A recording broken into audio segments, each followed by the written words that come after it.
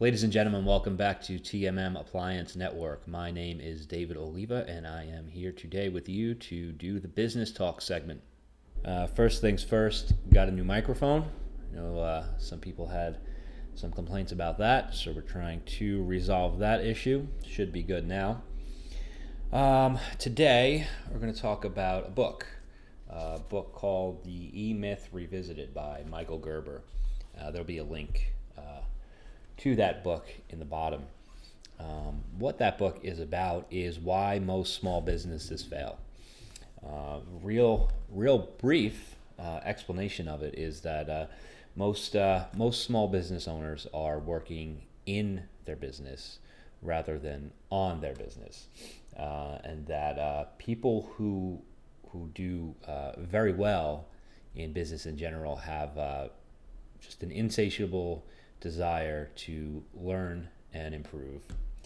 And then finally, and this is probably the most important point, that understanding the technical work that your business does not mean you know how to run a business that does technical work. So this book breaks down personality types that need to be present in an individual to successfully run a business.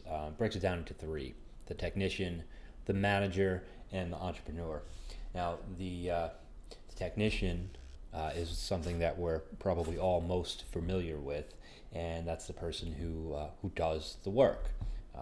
The technician likes to do. He likes to repair and figure out and do all of those types of things. And the technician is happy, generally, when he's working. He really only wants to do one thing at a time. He's not focused on the big picture or the back end of running a business, because the technician doesn't want any part of that.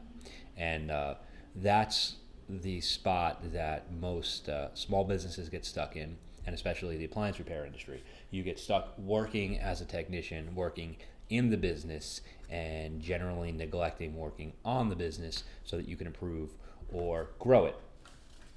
Now, the manager, right? The manager is the person who plans and organizes and sets up the systems and the processes and make sure the business runs smoothly. The manager is the person who organizes the way that the technician works. And then finally, you have the entrepreneur. The entrepreneur is the person with the vision. This is the person that says, we want to service our whole region, and we want to be number one. And then he takes that idea, takes it to the manager, says, make this happen. The manager figures out how to make it happen, gives the work that needs to be done to the technician.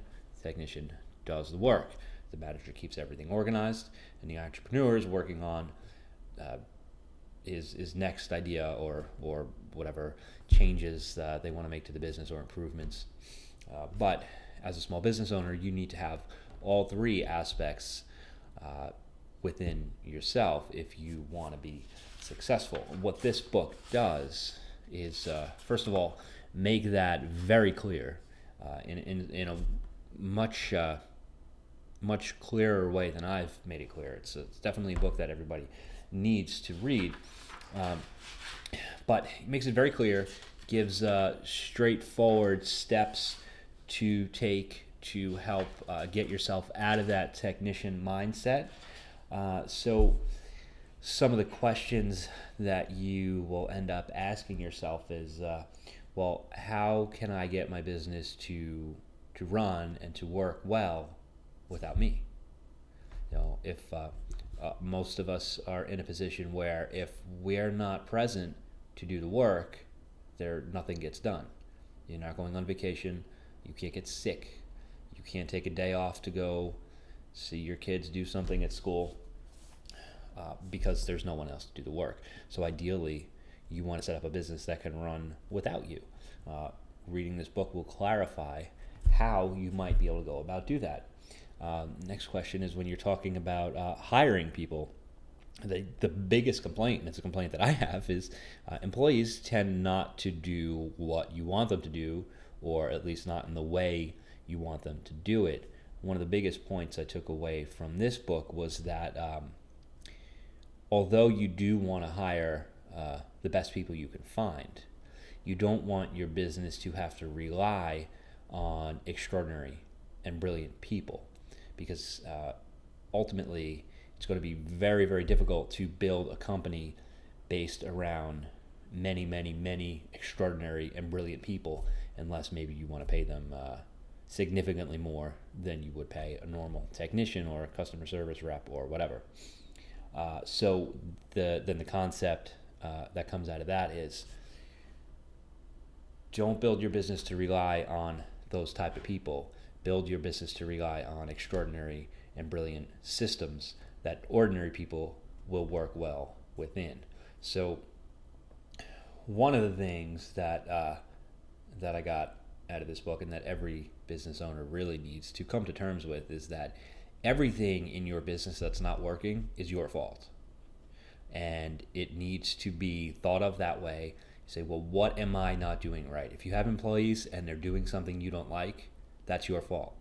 What are you not doing right to resolve that issue, or to make it clearer to them what needs to be done or how it needs to be done?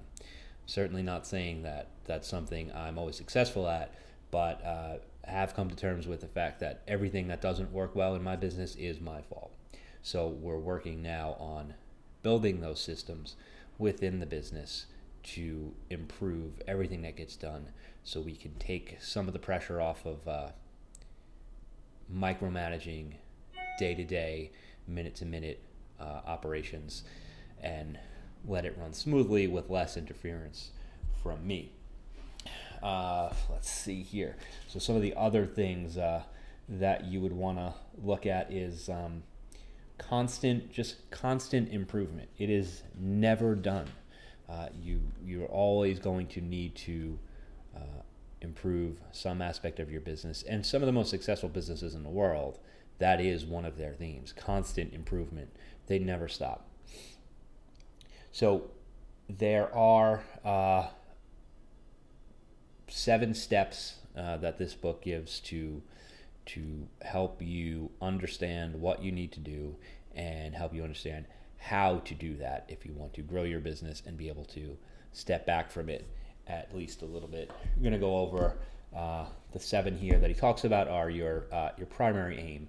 So basically what that means is, what do you want out of your life? That's the first step you need to take, because we're going to start, you're going to basically step back from your business as it is, look at it and say, okay, let's pretend we're starting from scratch here. What do I want out of my life? When you can figure out what you want out of your life, what you want out of your personal life, your personal goals, once you know that, then now you can say, okay, well, then what kind of what he calls a strategic objective? What then kind of business, size of business, revenue, what do I need to achieve my personal goals?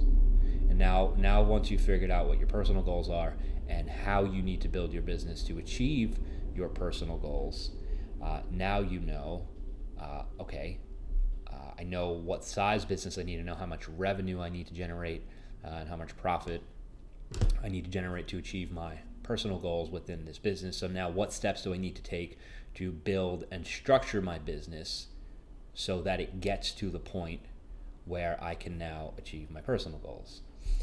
So you're going to go into what he's calling your organizational strategy, management strategy, people strategy, marketing strategy, system strategy.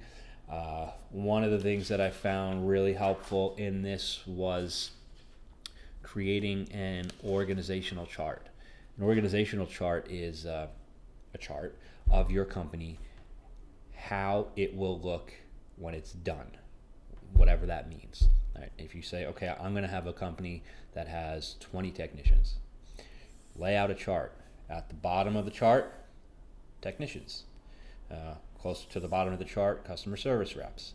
Move up and you say, okay, we have our service manager, our HR manager, our marketing manager. Who do they report to? They report to the vice president of operations or whatever. I'll put up an example on the screen of what a organizational chart looks like. Once you have that chart laid out, now you start at the bottom. And let's say technician is at the bottom of the chart. You now are going to document the role of the technician, everything a technician does. Once you document everything they do, you're going to document how they do it. Create process maps. And I'll put up an example of a process map. Okay, this is what a technician does. This is how it gets done.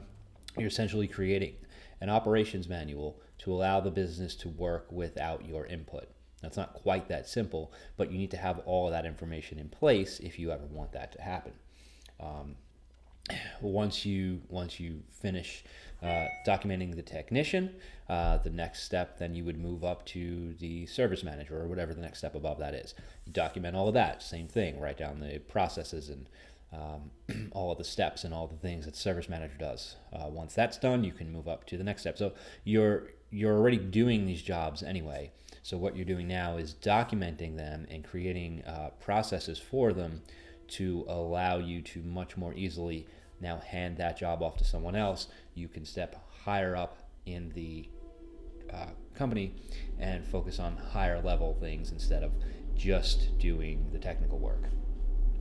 Once that's all done, you'll start working on things like marketing, hiring, finding good people, and creating good systems. Now, the book does a far better job of explaining any of this than I'm doing. I'm certainly not giving it its due credit with my review here, so I would highly recommend you read it. It has changed the way I view my business and has definitely clarified what I need to do moving forward to get the business to the next level from where it is now. So thank you for watching. If you have any questions or comments, leave them down below and we will do our best to respond. Thank you.